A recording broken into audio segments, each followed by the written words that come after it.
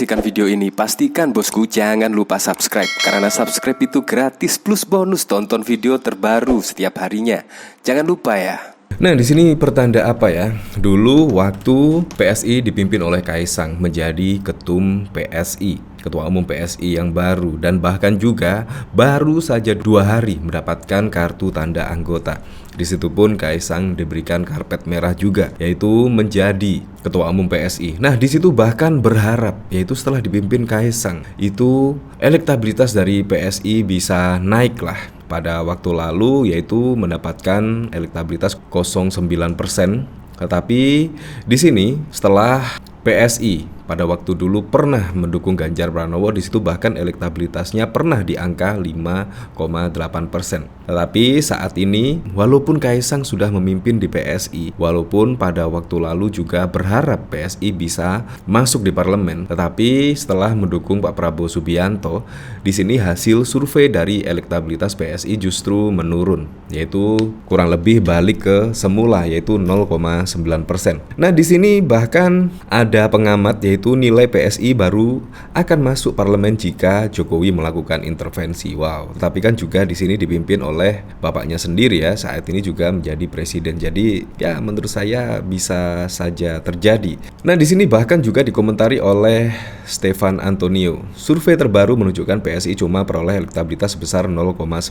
Saat mengusung Ganjar, PSI pernah di angka 5,8%. Setelah gelagat nyebrang ke Prabowo terjun bebas. Meski Kaisang digait PSI masih mustahil masuk parlemen. Ayo Pak Jokowi, tunjukkan powermu. Ya memang pada waktu lalu memang hasil survei di sini ya kayaknya elektabilitas dari PSI naik lah. Pada waktu lalu memang mendukung pencapresan Ganjar Pranowo, tetapi setelah diambil alih kendali oleh Kaisang Pangarep, yaitu putra bungsu dari Presiden Joko Widodo, akhirnya mendukung Pak Prabowo Subianto.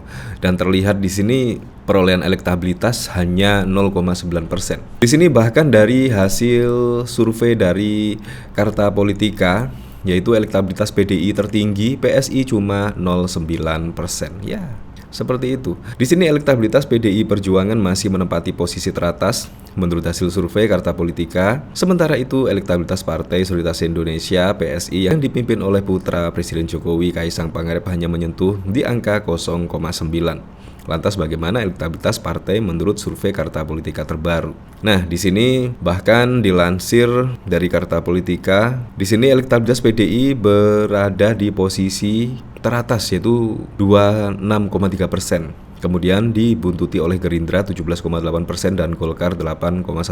Survei ini melibatkan 2.400 responden. Para responden dipilih secara acak atau multi-stage random sampling di 38 provinsi. Bahkan pada waktu lalu, yaitu survei elektabilitas PSI 4,2%, tempel Demokrat dan kalahkan P3. Ini tertanggal 3 November 2023. Tetapi setelah kondisi perpolitikan saat ini ya setidaknya memanas dan bahkan juga banyak isu dinasti politik dan lain sebagainya, di sini pun ya secara tidak langsung yaitu menggerogoti suara dari PSI. Ya bisa jadi, apalagi pada waktu lalu juga dari hasil survei Carta Politika, kalau tidak salah setelah mendeklarasikan Gibran sebagai capres Pak Prabowo Subianto, elektabilitas Pak Prabowo bukannya naik justru juga menurun. Di sini PDIP menempati urutan pertama dengan angka 20,8%, Gerindra 18,5%, Golkar 6,6%, PKB 6,6% dan PKS 6,2%. Dan di sini PSI 4,2%. Di bawahnya ada P3 3,6%, Perindo dan Gelora 0,7%, Partai Umat 0,3%, PBB PKN Partai Buruh Garuda dan Hanura hanya 0,2%.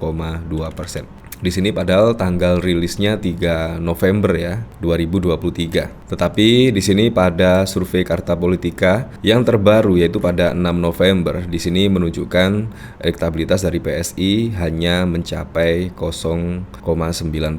Di sini bahkan pada waktu lalu juga pada tanggal 26 Oktober, di sini dari survei indikator juga sama ya, Demokrat terbawah lolos DPR, PSI 0,9%. Jadi menurut saya setelah dipimpin Kaisang ya hampir sama saja ya, menurut saya malah menurun hasil surveinya di sini. Jadi kemungkinan ya harap-harap cemas walaupun dipimpin oleh putra bungsu dari Presiden Joko Widodo dan mempunyai tingkat kepercayaan yang menurut saya juga tidak main-main kepada bapaknya, yaitu selaku Presiden Republik Indonesia, tetapi juga tidak mengerek ketika anaknya memimpin dari Partai Solidaritas Indonesia.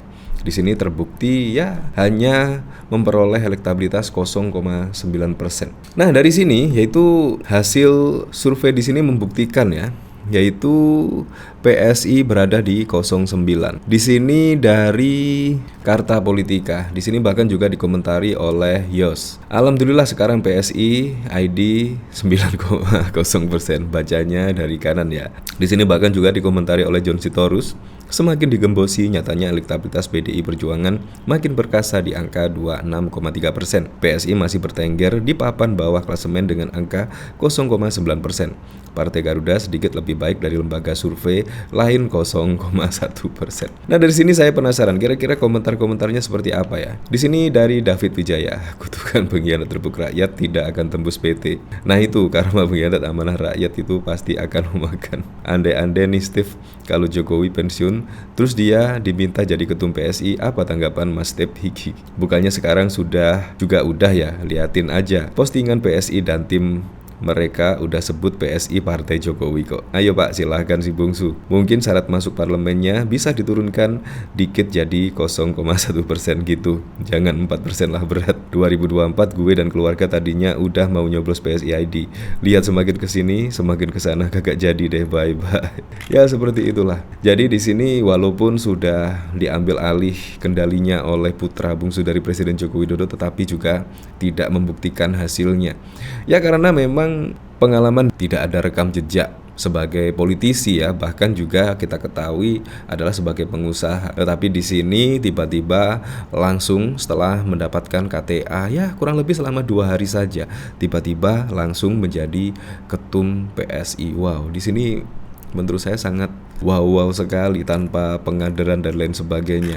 Jadi di sini memang banyak pertanyaan ya, seperti apa seharusnya ya tiba-tiba menjadi ketua umum PSI. Nah, di sini bahkan juga banyak yang berkomentar ya di sini. Bahkan di sini dari Rudy Valinka, nggak usah heran ketika kakak pembina rajin nanyain semua hal ke PSI ID terus. Kata surveinya, Charlie Put cuma 09 tapi takut banget partai bojil ini akan besar. Di sini memang terlihat di belakang Ahok di sini ya. Siapa?